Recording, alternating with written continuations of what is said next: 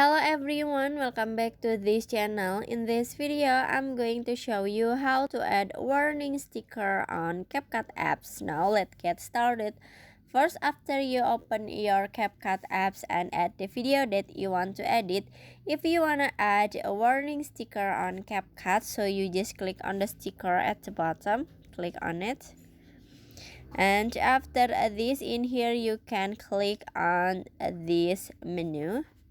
This is the flower menu. You just click on it. I'm sorry. This is the warning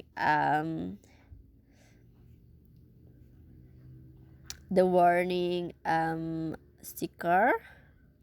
So if you wanna add a warning sticker, you just click on this icon, this menu. So you just click on it, and after this you can swipe down.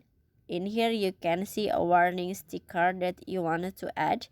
Maybe I wanna try to add this one, so you just click on it, and in here you can set the sticker, the position of the sticker, and after this you can set the duration for the sticker until the end of the video.